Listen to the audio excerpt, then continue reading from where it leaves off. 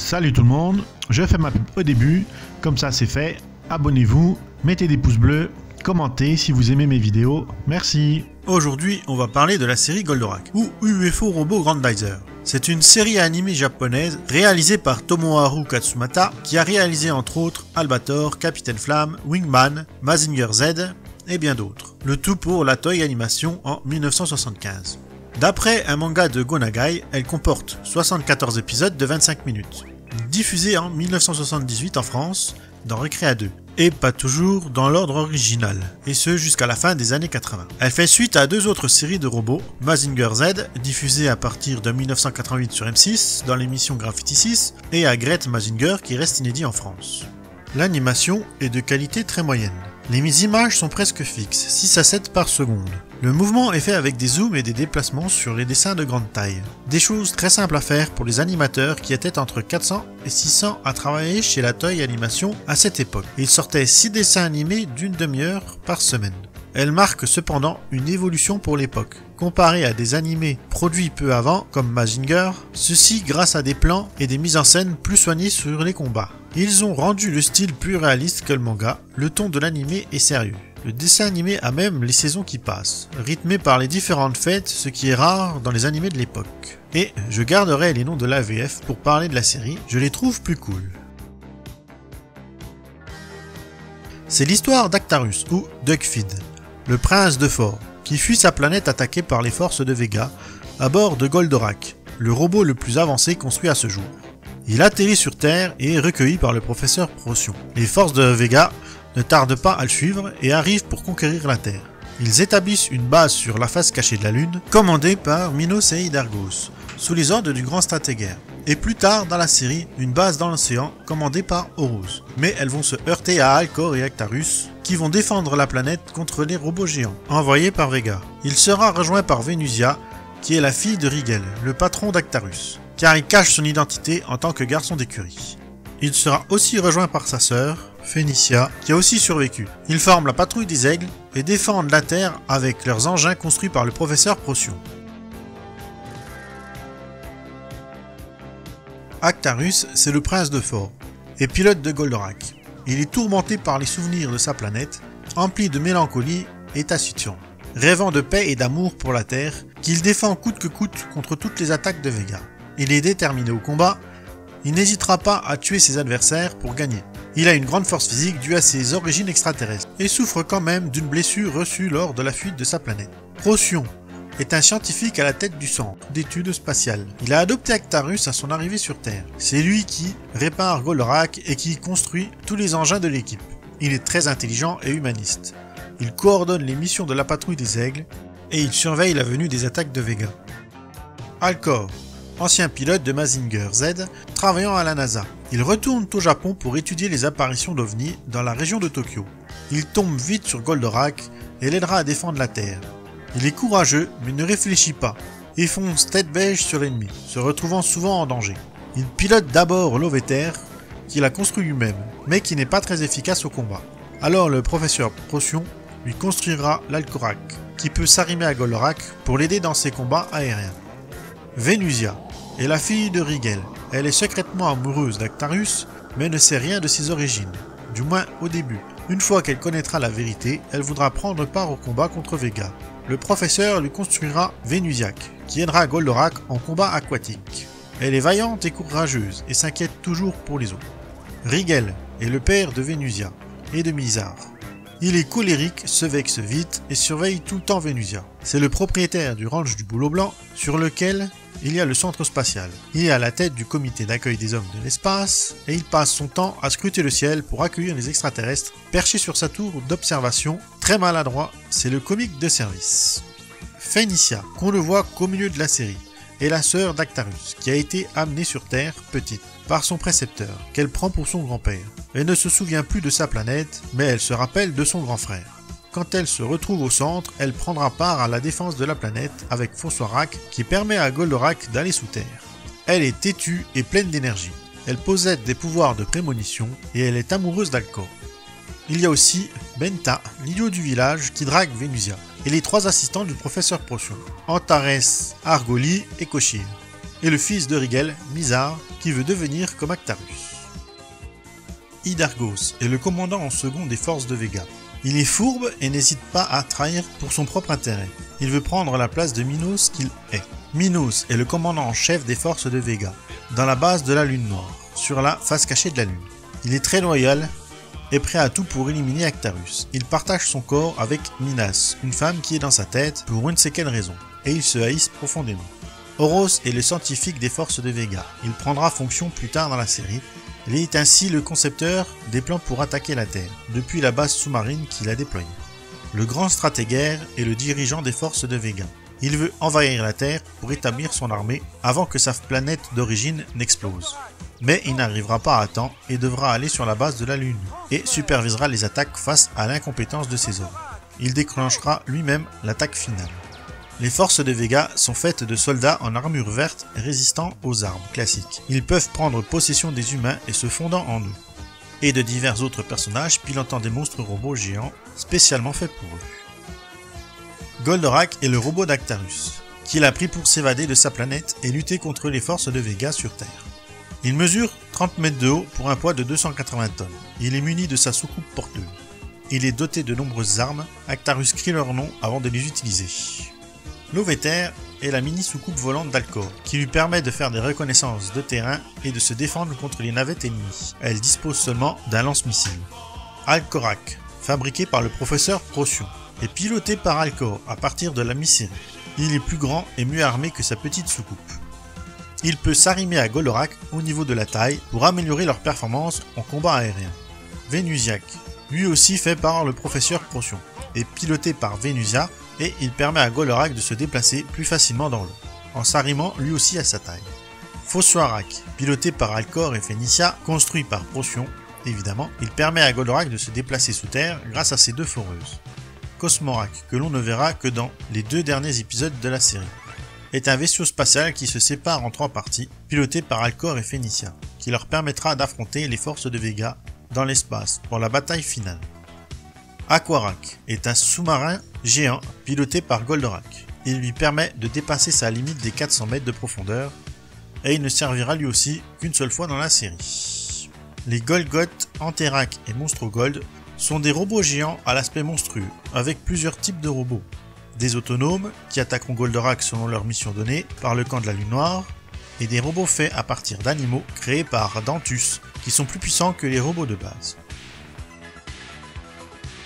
Il y a 3 soucoupes amirales, celles d'Hydargos et de Minos, peuvent s'arrimer à la base de la Lune Noire et permettent d'envoyer les 2 types de soucoupes ennemies, ainsi que les robots géants, et celle de Rose qui est amphibie avec un volcan dessus en guise de camouflage. Enfin, il y a la soucoupe impériale du grand stratégaire qu'on ne verra en action qu'à la fin. Le manga a plusieurs versions faites par plusieurs dessinateurs qui ont été des collaborateurs de Go Nagai. Le nom de Goldorak fut trouvé avec la contraction de Golfinder et de Mandrake le magicien, d'après Michel Gatineau, qui a fait l'adaptation française de Goldorak. Go Nagai voulait faire de Goldorak un manga qui n'était pas lié à Mazinger. C'est la chaîne Fuji TV qui diffusait l'anime qui a insisté pour lier les 2 séries. Donc Go Nagai a rajouté Alcor comme second rôle pour aider Goldorak. Son idée pour cette série était de créer un robot extraterrestre qui surpasse toutes les technologies humaines et dépasse n'importe quel robot imaginé jusque-là. Dans la version française de la série faite par Michel Gatineau, la plupart des personnages portent le nom d'étoiles. Actarus dérivé d'Acturus, Rigel, Alcor, Procyon, Mizar, Antares et Vega. D'autres viennent de planètes ou de phénomènes astrologiques et mythologiques. Michel Gatineau a doublé la voix du professeur Procyon. C'est lui qui a créé tout le jargon scientifique et des attaques. Sa femme a choisi le nom de Phénicia et Hydargos. Il a aussi choisi tous les doubleurs engagés pour seulement 20 épisodes à la base. Personne ne croyait que la série serait un succès. Les robots de Vega portent le numéro de l'épisode, mais il y a plusieurs erreurs de numérotation et de confusion entre les robots non pilotés et ceux pilotés. On peut trouver un pinacle de Goldorak sur la chapelle de Bethléem à Saint-Jean-de-Boisseneau, au bord de la route départementale 58 entre Saint-Jean-de-Boisseneau et Le Pèlerin. En décembre 1979, pour inaugurer le nouveau magasin Rally, l'enseigne fait installer un Goldorak de 12 mètres de haut gonflable, avec à côté sa soucoupe en guise d'entrée, pour attirer les enfants ébahis et leurs parents. La série a connu beaucoup de problèmes judiciaires avec les coffrets DVD et Go Nagai, qui veut récupérer les droits d'auteur. Je vous laisse regarder les articles qui en parlent dans les liens que je vous mets en description. Il y a une référence dans Dofus bien cachée. Le mobile qui pend à gauche de Kérubin est probablement une allusion au vaisseau amiral de Rose. Un passionné a fait un modèle réduit, enfin pas si réduit que ça, de Goldorak dans sa soucoupe porteuse et le tout vole extrêmement bien. L'artiste Myst a créé une statue à l'effigie de Goldorak dans la ville de Montpellier. C'est même toute une mise en scène d'un combat qui a été réalisé entre les bâtiments de la résidence Link. Le manga a une histoire plus courte et un ton différent de l'anime. Il est pessimiste avec un message écologique. Attention à un petit peu de spoil, mais bon, avec tout ce qu'il y a eu dans la vidéo, vous risquez plus rien. On va parler de ce qui change à la fin du manga. Vega provoque une guerre nucléaire entre les pays de la Terre et elle est détruite par les radiations. Goldorak et Ragna, pilotés par Sayaka et Mazinger, un autre robot ressemblant à Goldorak, s'enfoncent sous terre et déclenchent des tremblements et tsunamis. Ce qui finit de ravager la Terre, Sayaka et Actarus et Phoenicia sont cryogénisés dans leur robot, reste plus qu'Alcor et Venusia en vie. Fin du petit spoil, il y a d'autres changements, mais je vous les laisse découvrir. Le dessin est très différent de celui de l'anime, et ce n'est pas du tout le plus important dans la carrière de Go Nagai. Et il n'a pas plus marché que ça au Japon, comme l'anime qui avait des audiences correctes, mais rien de foufou. Mazinger a bien plus marché là-bas, alors que chez nous, en Italie, au Québec et dans les pays arabes, Goldorak fut un carton à sa sortie. Il y a eu un pilote avant la série, où on retrouve les bases de l'histoire, mais sans Alcor, avec des designs et des caractères différents de l'anime. Goldorak est ici appelé Guy Tiger, qui est pas terrible comme robot, et c'est Bandai qui a sûrement fait changer le design du robot pour qu'il ressemble plus à ceux de Mazinger. C'était beaucoup plus vendeur. Si vous voulez le voir, il est disponible dans le coffret DVD Les super robots de Go Nagai, sous le titre La guerre des soucoupes volantes, et vous y trouverez aussi les deux OAV avec Goldorak. Goldorak contre Mazinger et l'attaque du Dragonosaure, qui sont sortis au cinéma au Japon en 1976. Le film Goldorak, comme au cinéma, sorti en France en 1979, est un montage des épisodes 1, 2, 4 et 5 et 10 de la série. Suite au succès du premier film, ils nous en ont sorti un deuxième, le retour de Goldorak. Cette fois à partir des OAV des super robots de Go Nagai, soit Mazinger, Great Mazinger, Getter Robot et Devilman, qui n'est pas un robot mais un personnage d'une autre œuvre de Go Nagai. Mais le montage incompréhensible a planté le film, qui a été un bide au box-office. Il y a eu beaucoup de BD édités en France, et un magazine, la majorité chez Téléguide, mais aussi chez Télé Junior édition GP. Eurydiff avec un spécial Noël, Diffuna avec des autocollants et des posters. Il reprenait des épisodes en BD, et il y a même un dérivé érotique, Goldorette, paru chez l'Écho des Savanes. Et le dernier sorti en date est la nouvelle histoire par Go Nagai en manga, Grandizer Giga, où tous les personnages ont été redessinés, même le robot. Et ils ont aussi intégré le personnage de Kutioni dedans. Je ne sais pas ce que ça vaut, je ne l'ai pas lu. Et de ce que j'ai pu voir sur le net, c'est très différent.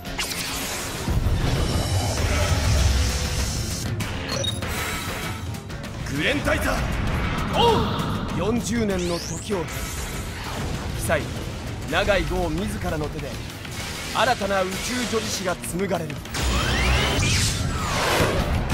クリュークラッシャーブローダブルハーケン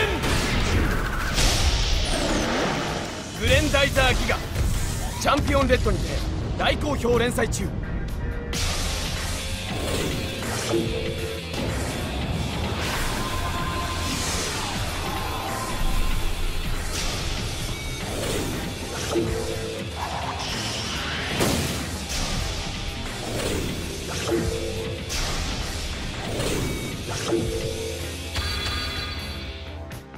反重力ストーンゴッドサンダー2015年4月20日コミックス第1巻発売決定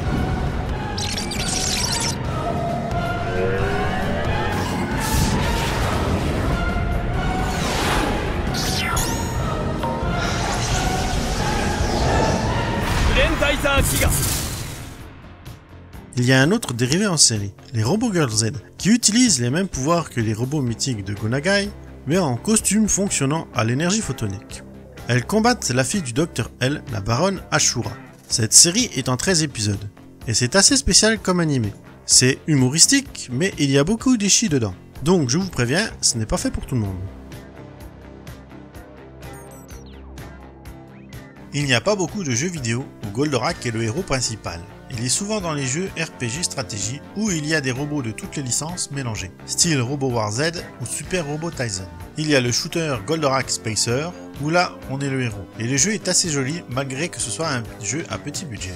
Et on trouve aussi des fangames qui existent, comme dans Mungeon, ou ce jeu New Grandizer UFO Game, je ne sais pas trop qui l'a fait. Et il y a un DLC dans le jeu Resogun World qui vous fera devenir Goldorak. Si vous en connaissez d'autres, évidemment, je vous invite à le partager avec les autres dans les commentaires. Il y a énormément de merchandising sur cette série. Des jouets à n'en plus finir, qui sortent encore régulièrement. Il y a eu des verres, du shampoing, des jouets, des jeux de loi, des draps, du papier peint, des tasses, des porte-clés et tout un tas d'autres choses trop longues à lister ici. Je mets quelques photos de ceux de l'époque et des nouveautés. Et d'ailleurs, j'aimerais bien en posséder quelques-unes. Mais moi, je possède juste celui que je vous montre là en photo.